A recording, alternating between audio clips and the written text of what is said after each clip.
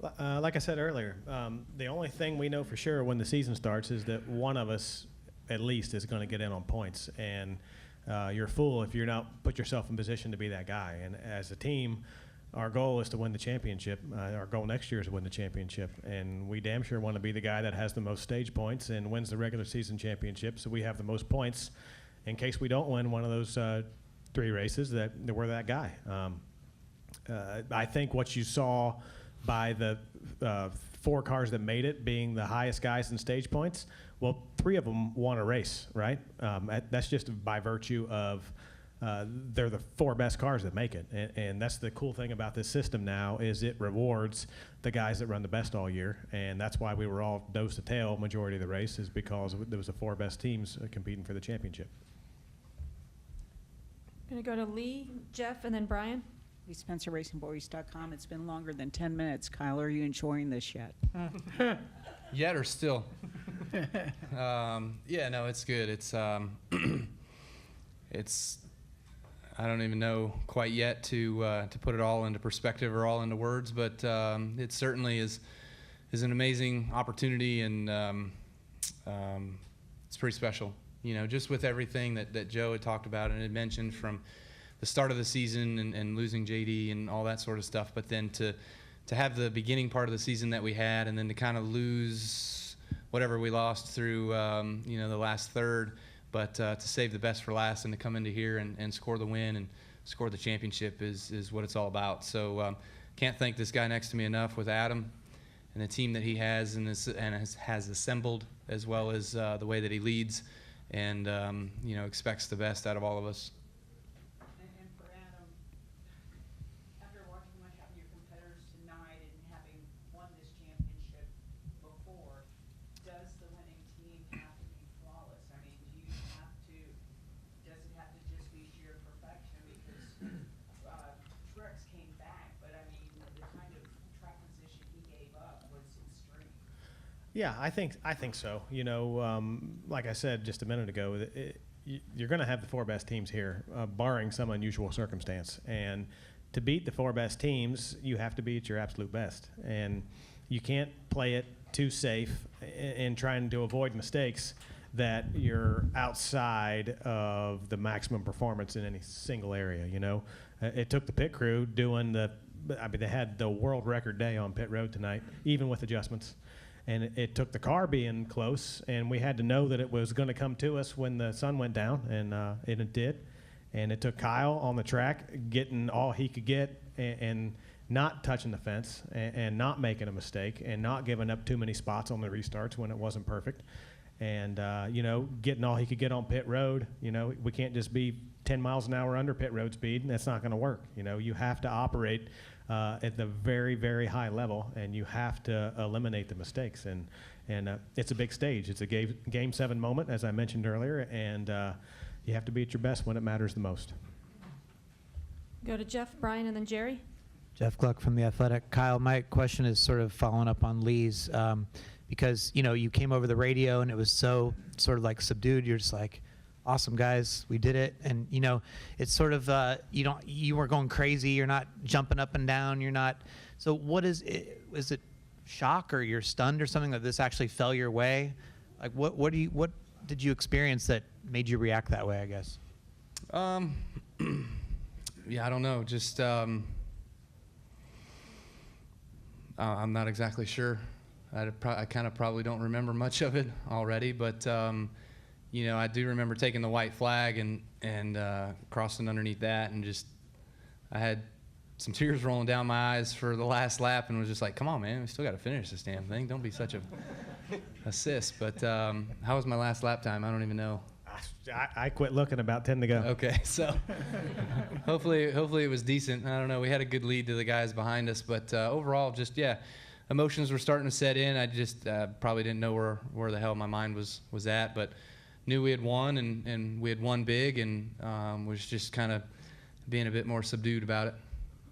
Did you do your vows? I did not. Why not? There wasn't any room. Did you see the crowd out there?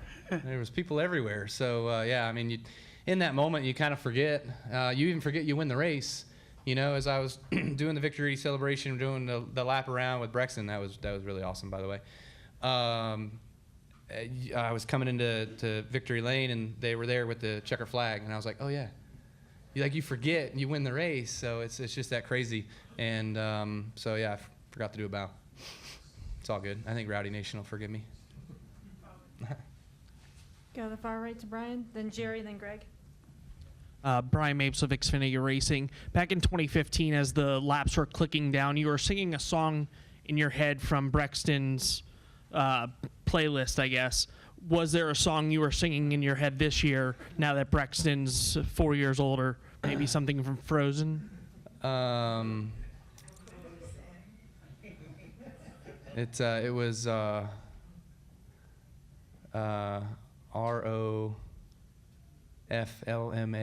I'm in Miami.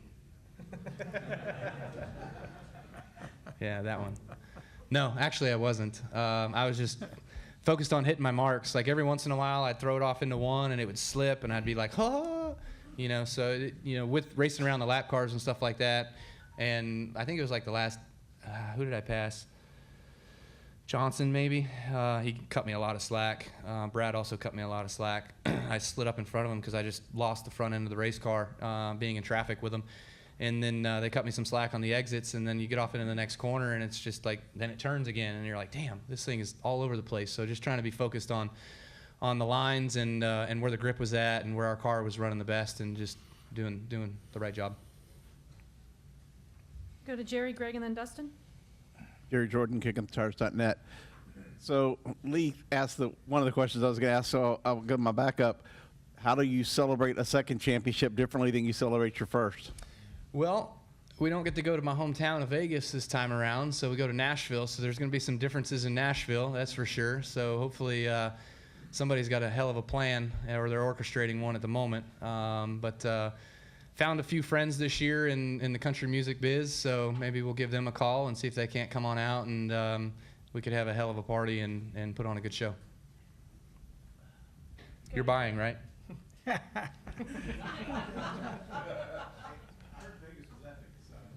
Vegas was good. Vegas was really good.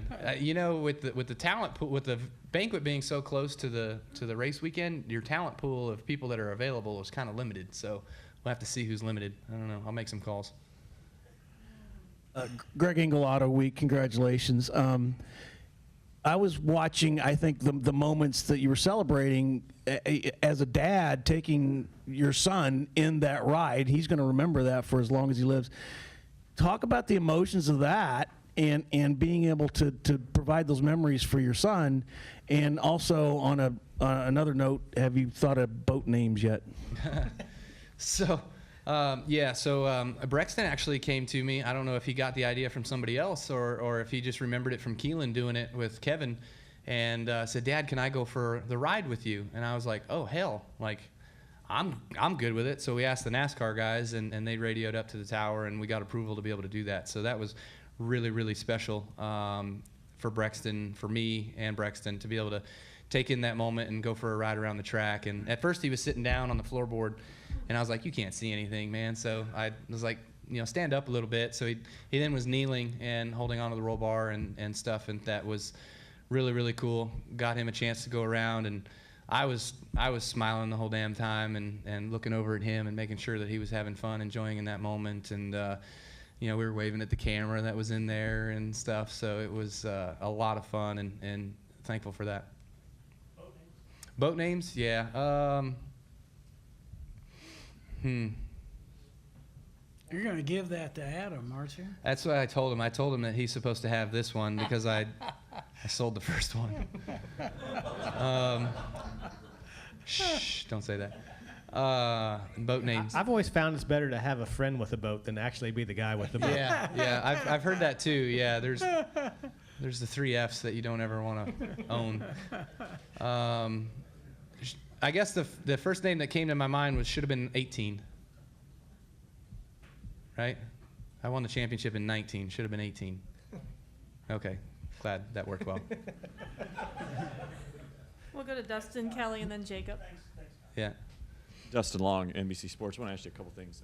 Kyle, just because you referenced that, what was, I know you've talked about just not being able to perform as well here last year, and for an athlete to only get so many opportunities at this, what was the wait like, or all the things that took place in the 365 days since, because you just don't get these opportunities? Yeah, I mean, fortunately for us and our group, we get these opportunities every year, 5 in a row. But you know, I think it's what Adam said best is earlier, that you know we prepare as hard as we can prepare and do everything that we know how to do and be ready for this moment. And sometimes you just kind of miss it somewhere, some way, somehow. And other times you're like we were in 15 or this year.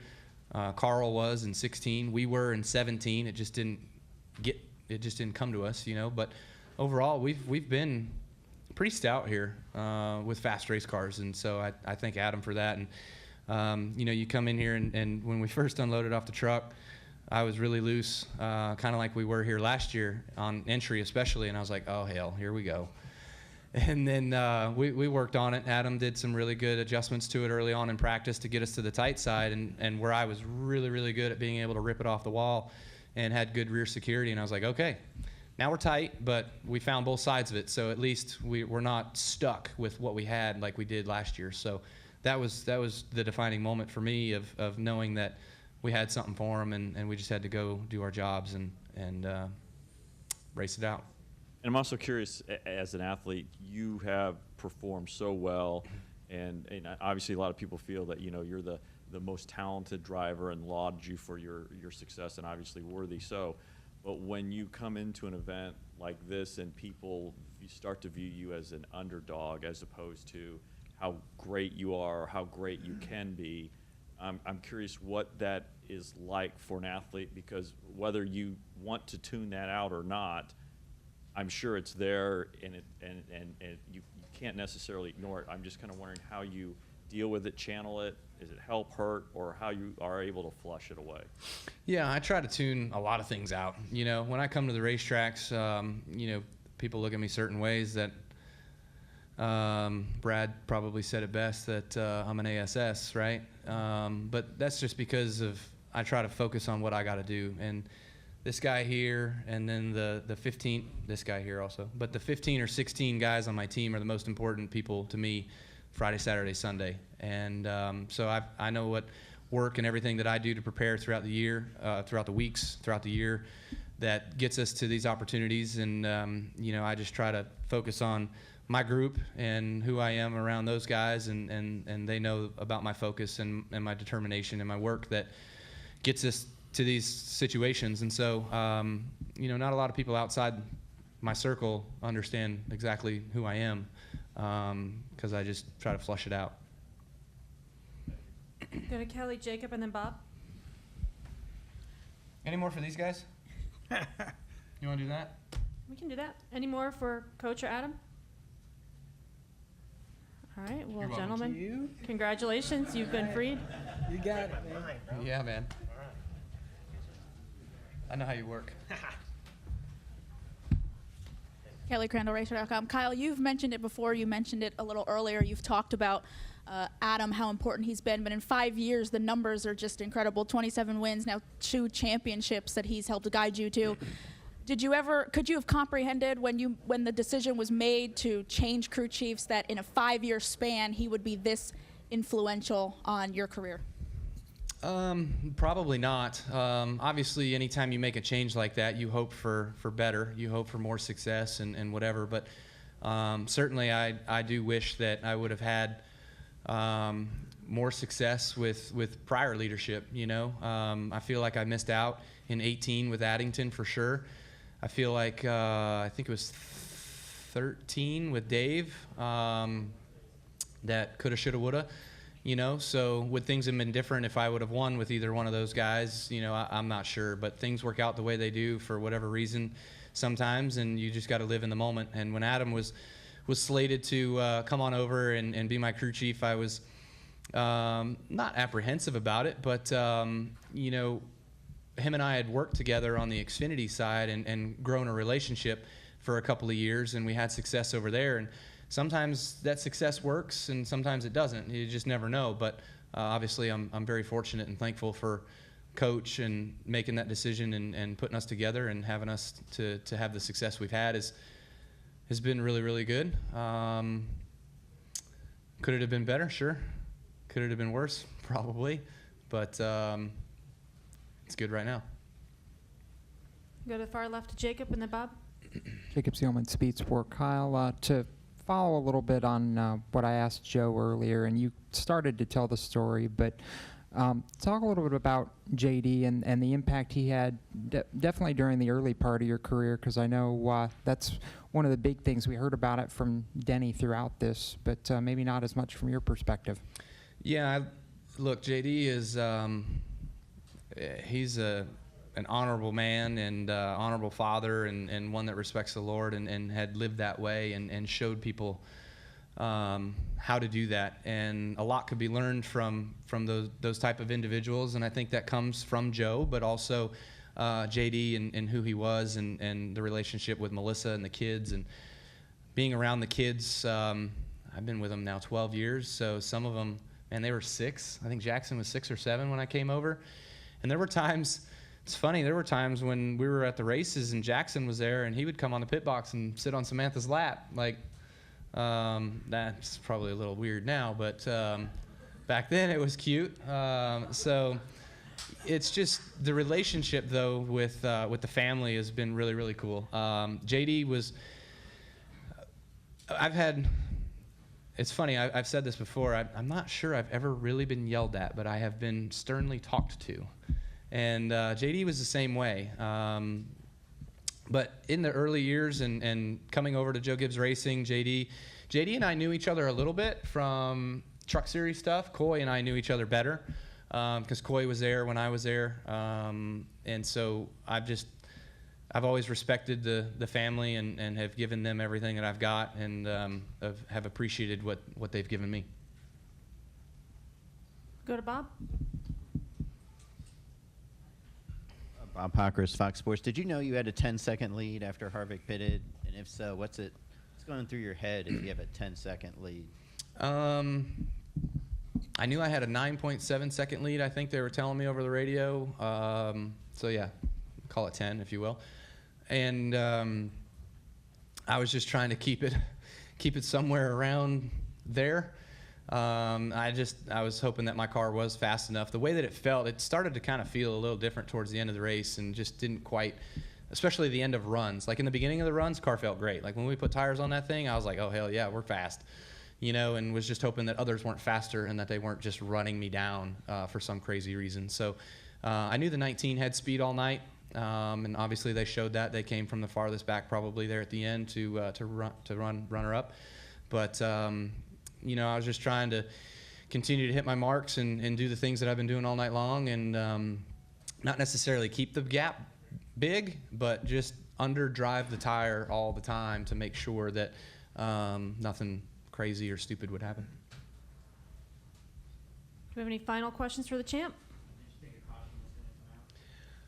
The caution, yeah, I mean, that always crosses through your mind. So, like, as the run was going, I kept thinking in my mind, I'm like, okay, that's 5 laps in, that's 10 laps in. How's my car feeling? How's it driving? Because as soon as that caution would have flown, I would have been right on the radio talking to Adam, like, okay, this is what I need because I need to be better on fire off here, whatever, in determining how many laps were left and what the restart was going to be. So I was constantly thinking and being ready. Going to go back to Jeff and Dustin. I mean, along that same lines, it's just like, it feels like this sort of doesn't normally happen to you. Like, when you have a stretch where you're not winning or something, it's not like stuff falls into your lap, where if you have a dominant season or a dominant stretch, things might get taken away from you, and you're like, oh man, I had a good playoffs, and something happened and we didn't win. But to be sort of just so-so by your own standards and not win the whole playoffs, and then you win the championship, like, does that feel weird to you? Or does that surprise you? When was media day? Thursday.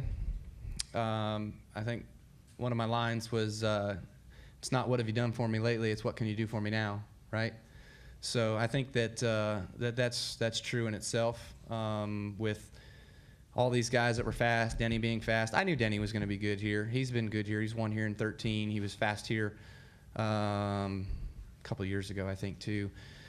And Truex is always fast, always a force to be reckoned with, and same with Harvick, you know. But we knew the 4 was going to come here with their stuff that they've been fast with all year long, and we just didn't think that was going to end up being the ticket on the long runs.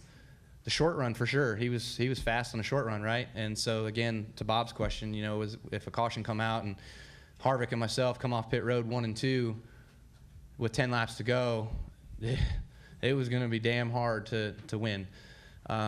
So yeah, you're right. It worked our way.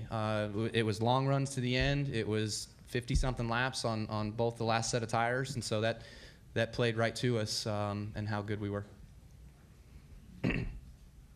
Dustin Long, NBC Sports. Did you get to throw Brexton eventually at some? Damn it! No, I didn't do that either. Everybody's like, do this, do this, do this, do that. So, anyways, we're gonna go do. We got more photos and stuff to take, so we'll do it. I got an idea already. Thanks. What is a moment like that for a dad to do that with a son in a situation like that? That's something most people are never going to experience. It's really cool. I was actually, when we were on the first stage, I was thinking about doing it there, and I was like, it's kind of small. There's a few people up here. No, I don't want to do it here. And then when we were on the next stage, we kind of got ushered out of there pretty quick, so I didn't think of it. But I asked him if he wanted to sit in the trophy for the photos, and he was like, Dad, I'm too big for that. So I was like, okay, let him do what he wants to do. It's fine. Huh? No, when we were out on the racetrack, right when I got out of the car, he was like, Dad, does this mean you can throw me because you won the race? So I was like, yep, that's right, we will. So anyways, what'd you say? What was your question? You good? Yeah, no, I just asked if you've gotten that. Just the opportunity to follow, do that with his son. Yeah, so yeah, just having him here and having him 4.5 now, and I hope that, I can't remember my memories of how old I was when I started remembering things. I was never mind. So I hope that he can remember these moments. And obviously, TV's really good these days. There's a lot of great HD coverage, and so it's pretty clear the opportunities of him being on television and being him in the car with me and that sort of stuff is special. I'm going to go to Jordan, Mike, and then Aaron. Jordan Bianchi, The Athletic. Were you informed of what happened to Martin Truex Jr. on pit road? And if so, what was your reaction? I was not, no. I found out on the stage afterwards. Did they put the lefts on the rights or something? On the front? Yeah, I heard that on the stage, and I was like, man, it's crazy. Just how things can happen sometimes, I mean, it's just an honest mistake, I'm sure. And so I didn't know that's why he had to come back. I just figured it was a loose wheel. I mean, same thing, right? If it was a loose wheel, he had to do the same thing. So I just figured it was a loose wheel. But when he marched back through the field, I was like, damn, he's fast. And then, for him to come out second of having that happen to those guys, it was they were quick. I'm sure they're going to look at this as one that got away. Mike Massey with Front Stretch. So after Martinsville, Eric Almirola said he was going to make the last 3 weeks hell for you. Unless he has a strange idea what hell is, I don't think he did that. So I'm just wondering, did you patch things up with him prior to the last couple of weeks? I did not. No, I didn't reach out to him or anything. I just thought that it was a Martinsville thing. I spent time and laps of working him over and trying to get by him cleanly, and I did that. And then first time he got back to me on the next run, he just ran over me, and I crowded him, and we got together. So that's Martinsville. That stuff happens. But there was a couple moments where I figured he would maybe try something or whatever. But Texas, we saw each other for like 5 laps, and then I never saw him again because he drove away. And then Phoenix, I don't remember. I think we were around him a couple times, and I don't remember what was happening. And then tonight, I had to put him a lap down there towards the end of the race, and he was fine. And I think that's respect, for one, because even other guys that I had issues with, Bubba waved me by, Stenhouse waved me by, like these guys, that you would think are going to make your life hell, whatever. In the championship race, in that moment, they know what that means. And I would do the same. You know, Larson was probably my biggest pain in the neck tonight, but I had fun racing with him. You know, I thought that was pretty cool. This place is really racy. It's a great place to do that. Myself and Harvick had a lot of fun as well too. That was, I'm sure you know what I thought about in that moment too? It was funny. Was it 2010 where he flat out wrecked me on the front stretch, and was like, that kid was running all over like a clown all day or whatever. Yeah. So I thought about that. I was like, looks a little eerie, doesn't it, buddy? But times are different, and things are different between he and I. So it was pretty cool. I had a smile on my face once I marched away. Aaron Bearden, Motorsports Beat. Kyle, this is your second championship, first two-time champion we've had since Jimmy and Tony, and it pushed you past guys like your brother Kurt and Brad and Matt Kenseth. So does that hold any significance to you, especially in the position you're in, win-wise, where you're already kind of among them? Does that second title hold any extra weight for you? I guess. You know, I would like to think that anytime you're able to win more races and more championships, that it helps your stature and helps you become, I don't know what it helps you become, I guess, more successful. But, you know, it's all about just doing our job to me. You know, I would love to be sitting here right now talking about 8. You know, I've been in the sport for 14, 15 years, whatever this season is for me. And so, you know, we're only talking about 2. So it's nice to have the success that we have. Take it when you get it. But there's certainly a few missed opportunities for sure. Go to Jenna. Kyle, what do you make of JGR winning 19 of 36 races in a year with a new rules package and all the other things that were thrown at you? How does one organization set the record for wins? Hell yeah. Good for us. Great for us. Everybody, you know, Joe is a phenomenal leader. I think Joe said it too. You know, I'm not so sure that everybody just didn't dig in as hard as they could. And, you know, when it's 4 o'clock and it's time to go home, they don't leave until 4:20, you know, or 4:30 or whatever it might be. So I think that I think it's the group of drivers as well too, though. You know, when we had our team meetings with myself and Kenseth and Carl and Denny, they knew the group of drivers that we had, and if we weren't successful, they knew it was because the stuff that we're driving around the racetrack.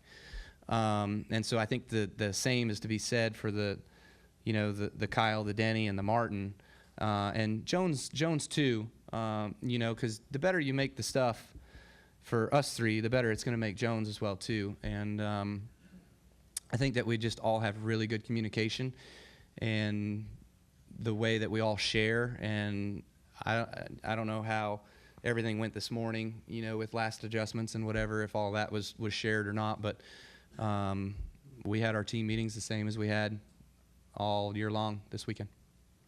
I think Jenna had a follow-up. What do you think it means to Joe? You guys opened the season 1-2-3 at Daytona, and you closed the season 1-2-3 at Homestead. I mean, it seems. Did we finish 1-2-3? Yeah, Jones was 3rd. Yeah. Oh, Jones was 3rd. Cool. Yeah. I didn't even know that. So I mean, 'cause I knew Denny just passed me to get his lap back at the end, so I didn't know that where he was at. I mean, that's pretty unusual, you know. Yeah. So do you think that means something for Joe in this year that? Well, thinks damn that sure better. What else can we do for the guy? I mean, damn. But that shows. That man is relentless, and he is at the shop, whether it's 7 or 8 o'clock in the morning, every single morning. He is there, and he works, and this is his life. This is what he does. Same as me, this is what he does, and I think that's why we respect each other so much, and we get along so well. And what we do is, if he's at home and in North Carolina, he's at the shop, and if he's got to go somewhere and get on an airplane and fly somewhere, it's for his race team or his family. There's certain times where it's for his family, of course, too, but you know, that's just that's how a leader is, and everybody follows the leader that you have from the top. Go to Michelle. Michelle Martinelli, USA Today. How does the feeling of winning 2 championships compare to 1? Is it similarly satisfying, or more so, or less so?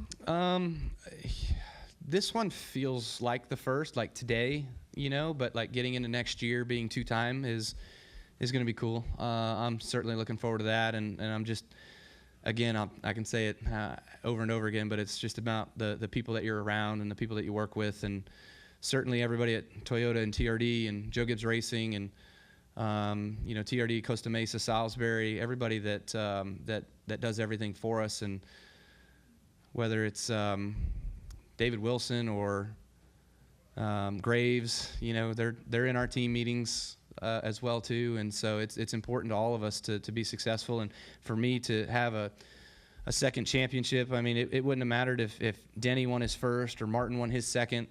It's the collective team in what we do and who we are. Go to the far right to Davey.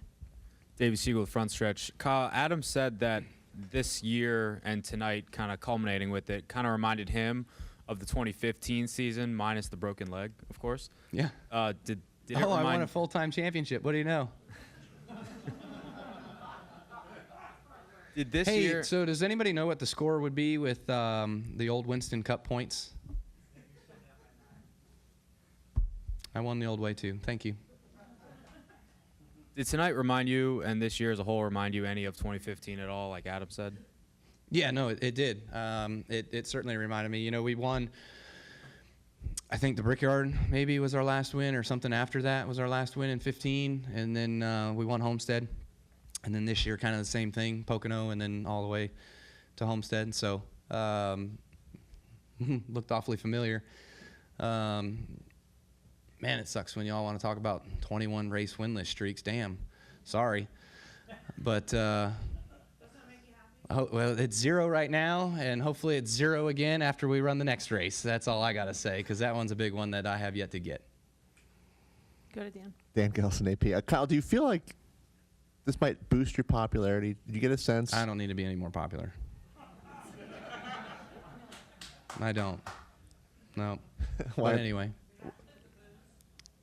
Oh, I am by far most popular. I'm just not going to win the award. What else you got? That's pretty good. I'll Okay. on that. All right. Well, on that note, congratulations, Oh, Kyle. cool.